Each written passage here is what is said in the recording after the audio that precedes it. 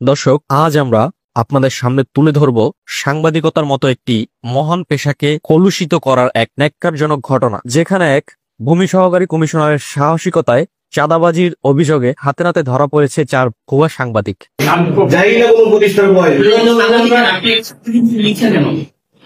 ঘটনাটি ঘটেছে গত 10ই সেপ্টেম্বর দুপুর আনুমানিক 2টায় ক্যান্টনমেন্ট সার্কেল ভূমি অফিসে।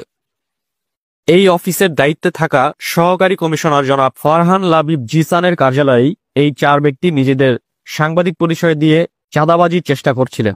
তাদের আচরণ ও কর্মকাণ্ড সন্দেহজনক মনে হওয়ায় জনাব জিসান তাদের জিজ্ঞাসাবাদ শুরু করেন।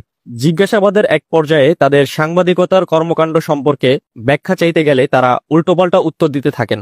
শুধু তাই নয়, তাদের মধ্যে মিজান নামের এক কথিত ভুয়া সাংবাদিক নিজের নাম পর্যন্ত সঠিকভাবে লিখতে পারেননি।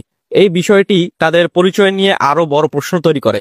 জনাব ফারহান লাবিব জিসান দ্রুত পরিস্থিতি অনুধাবন করেন এবং স্পষ্ট হয়ে ওঠে যে তারা প্রকৃতপক্ষে কোনো বৈধ সাংবাদিক নন, বরং ভুয়া পরিচয়ে প্রতারণার চেষ্টা চালাচ্ছিলেন। তার বিচক্ষণতায় এই প্রতারকদের হাতে নাতে ধরা সম্ভব হয়।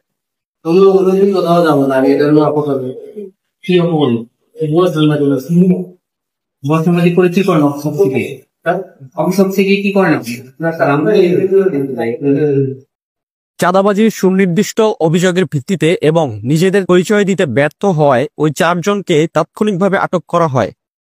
আটককৃতরা হলেন ফারুক হোসেন, যিনি নিজেকে দৈনিক 71 বাংলাদেশের ভুয়া সাংবাদিক পরিচয় দিয়েছিলেন; শামীমা আক্তার, যিনি দৈনিক মাতৃজগতের পরিচয় ব্যবহার করেছিলেন; মিজানুর রহমান মোল্লা, যিনি দৈনিক অবদানের সঙ্গে যুক্ত বলে দাবি করেছিলেন; রূপালী আক্তার, যিনি মুক্ত বাংলা সাংবাদিক হিসেবে নিজেকে উপস্থাপন করেছিলেন।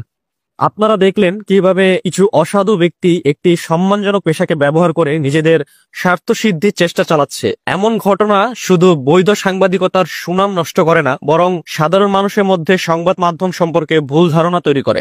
আমরা সহকারী ভূমি কমিশনার জনাব ফারহান লাবিব জিসানকে তার সাহসিকতা, বিচক্ষণতা এবং সময়োপযোগী পদক্ষেপের জন্য সাধুবাদ জানাই, যা এমন প্রতারকদের মুখোশ উন্মোচন করতে সাহায্য করেছে। আমরা সকল সম্মানিত সাংবাদিক এবং সাধারণ মানুষকে অনুরোধ করছি এমন প্রতারকদের ব্যাপারে সতর্ক থাকতে এবং কোনো প্রকার সন্দেহ হলে যাচাই বাছাই করে পদক্ষেপ নিতে।